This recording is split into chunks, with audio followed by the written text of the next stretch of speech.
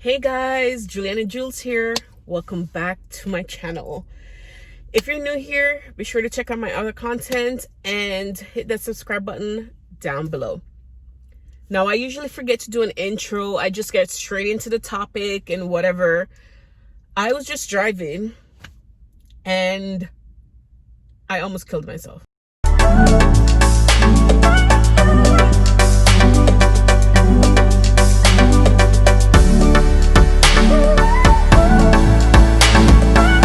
Okay, I'm being dramatic.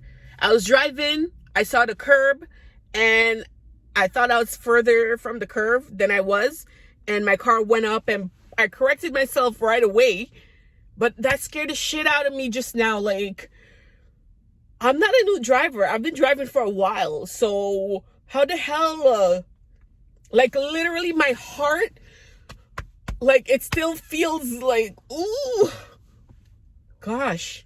Luckily, nobody was around. Well, there are other drivers, but, you know, nobody was on the sidewalk or anything. I didn't go up on top of the sidewalk, but I didn't even go look at my car because I'm scared of what I'm about to see. Because after it happened, I swear my car started driving differently. But I'll go check just now. Oh wait, if you guys see two other videos before this, I've just recorded two other videos. I don't know in what sequence I'm going to release them in. So if you see me in the same outfit, I'm trying to catch up. I'm trying to release videos on a regular, you know, routine, like a specific day and a specific time kind of thing. But it hasn't seemed to work out. Like, I'm busy with work. I'm busy with the kids. You know, I'm supposed to be recording with other friends, but then to get everybody together, it's a hassle. So sometimes random thoughts just came to my head. This topic that I'm about to talk about, it's been on my mind for a while. What triggered it the other day was I seen someone post a meme of a guy. He had posted it on Twitter. If I still have the picture, I'll put it in there.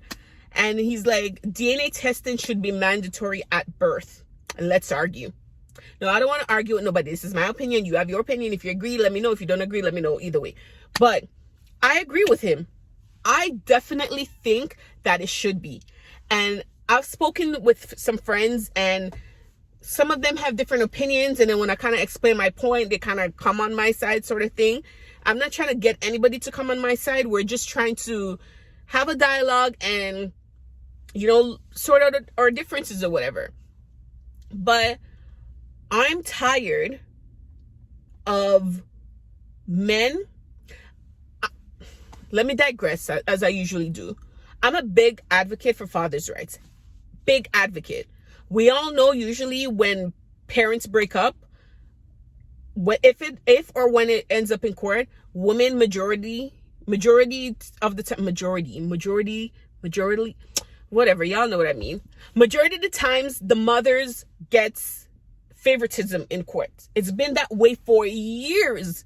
In order for a father to win in court, the mother has to be like bad, like drastically bad, addicted to drugs, whatever. So I'm a big advocate for fathers' rights. I've always said if I ever became a lawyer, I would solely just defend men who are trying to get access to their children or full custody, whatever. I would defend just purely men. There's so many men out there taking care of kids that are not their children. There's so many men out there who are trying to get access to their kids and they're denied by the mothers. Now, I'm from St. Vincent, so I'm Caribbean. So when I'm speaking based on, you know, the Caribbean community, because that's what I know, that's what I'm familiar with. This definitely happens in other communities as well. But hear me out. A lot of men, when they migrate and they want to sponsor their children, a lot of times a DNA test needs to be done because that's the government requirements. The government wants to make sure that the child you're trying to sponsor is actually your child. Because back in the day, people will, you know, take their sister's child or their cousin's child and say, this is my child and I want to sponsor him and bring him up. So I think that's one of the reasons why they started to mandate DNA testing, because I don't think it was something that always existed. A lot of times when men, they have to do that DNA test, it comes back that they're not the father. And not only is that heartbreaking to the father, or the thought to be father, the man or whatever, it's also heartbreaking to the child. One specific incident that I will speak on, and I don't know this person personally, but when she was 18, her dad lived in the States and he's trying to get her up. A DNA test had to be done. Came back saying that he was not the father, that she grew up her whole life thinking that was her father, was not the father.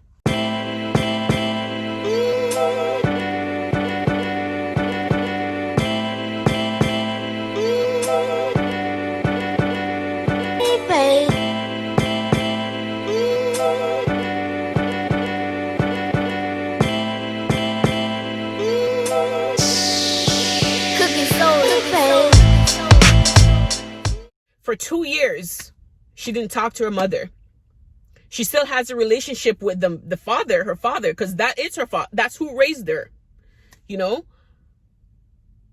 though he's still in her life, he makes posts because he's hurt. He's hurt. At the end of the day, yes, the child is hurt, but you have to consider, just because he's an adult, he's still human being at the end of the day. He's hurt. So he'll make posts, on Facebook and wherever, and throw jabs at the mother, or throw jabs at women and this and that. And that affects her. That affects her. Like in the Caribbean, they always say you have a jacket. That child's a jacket, meaning, that's not the father or whatever. So he makes a lot of posts about that, and that affects she's an adult now. She's probably like in her mid-20s or whatever. And my thinking is, if a DNA test was mandatory at birth, that all of this would have been avoided. And a lot of, because I posted this question in one of my groups, and a lot of women, most of them agreed with me, but there were a few people who got offended.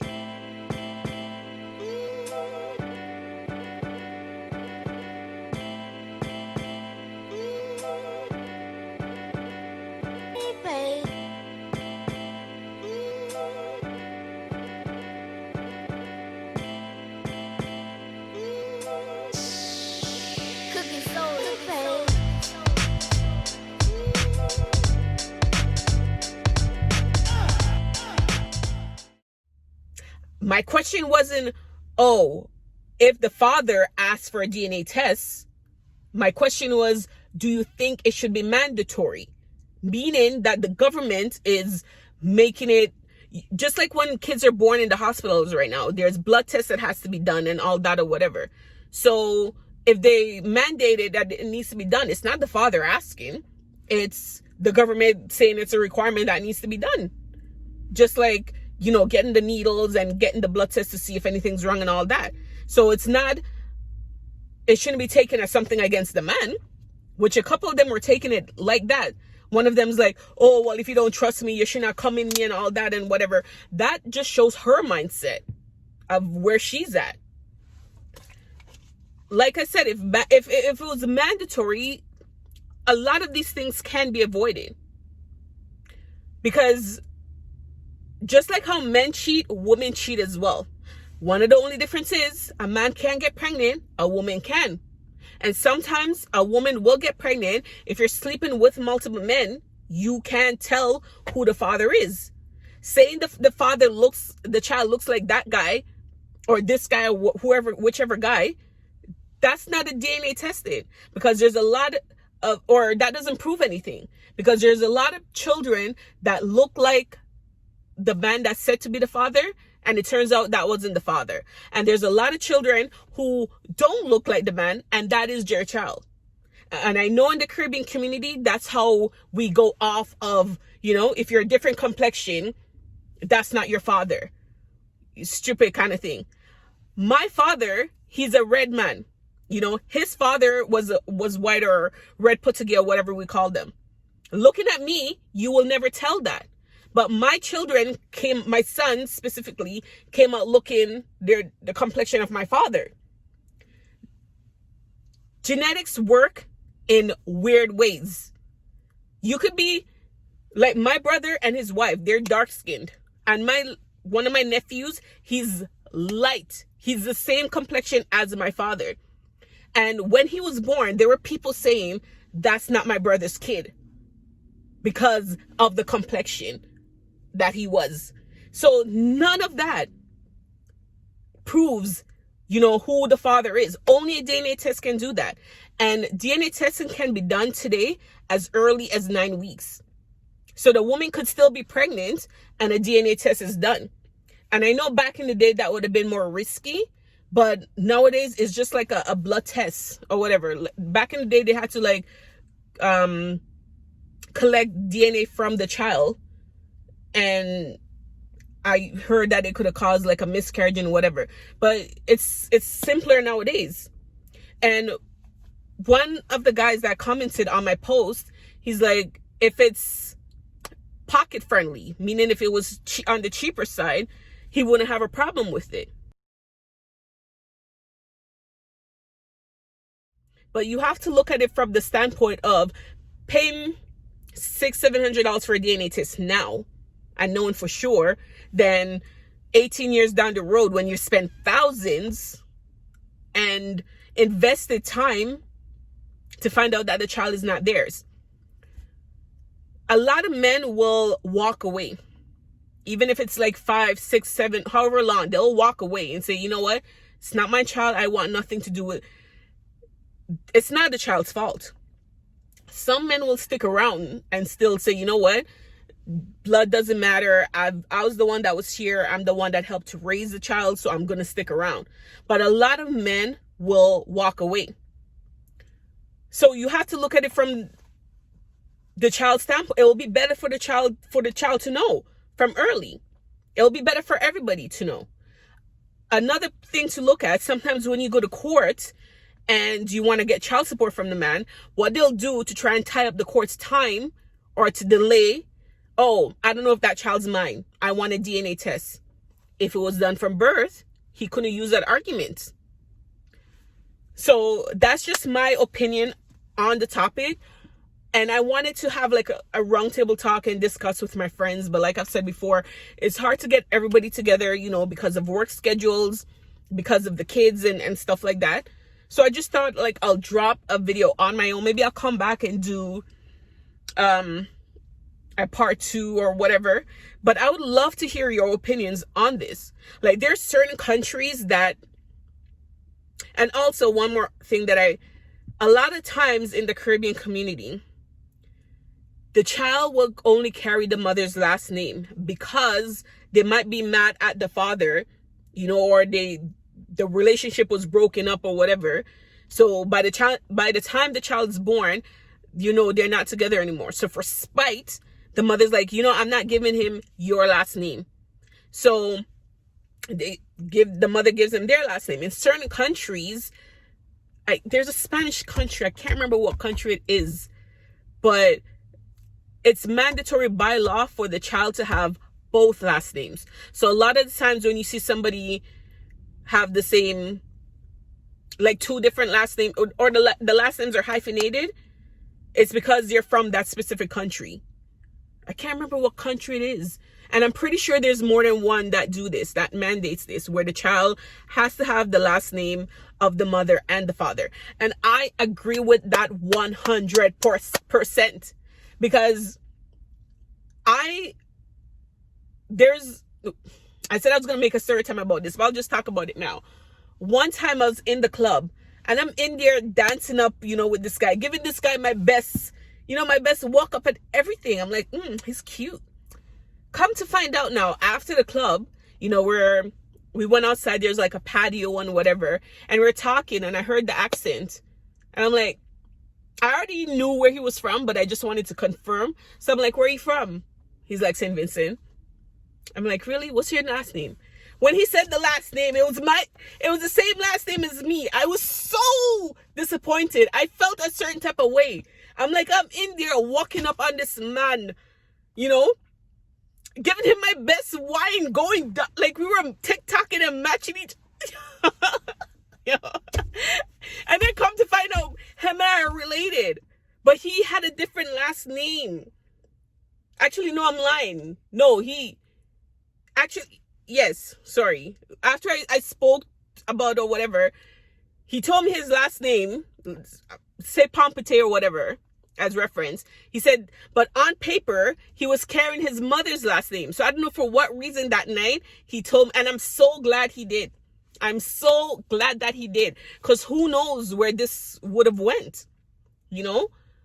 And I'm not talking about what would have happened that night. I'm talking about we would have conversed and where would that lead to or whatever. But if it was a law, you know, in our country that, you know, it's mandated that we have to have the child has to have the mother and the father last name, all of that could have been avoided, because there's so many family that I don't know. And that's why see, this is why I need a bunch of people, because they'll keep me on point. My mind always going off to other places. Back to the topic at hand. DNA testing should be mandatory. No argument. As soon as a child is born, they take a swab, put it in, check the DNA, you know, so the woman can't lie, the father can't deny, you know, sort everything out from birth. To me, that would be a lot easier. A lot easier. It would avoid a lot of hurt. It would avoid so many things, because there's a specific country in the Caribbean. I'm not going to call the name because I don't want nobody to say, oh, you're this and you're that and blah, blah, blah. So I'm not going to call the country.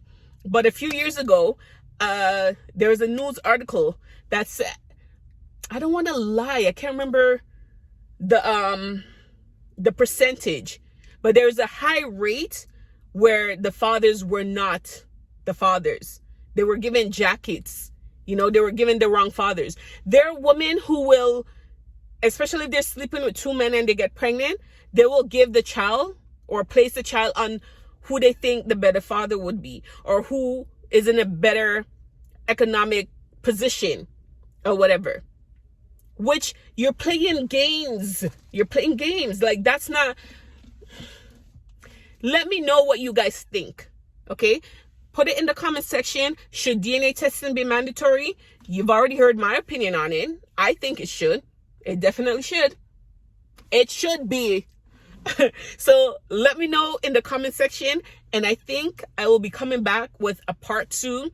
You know, a more thought out discussion with multiple people, so we can all share our opinion and have different points of view on it. But you've heard what mine is. What's yours?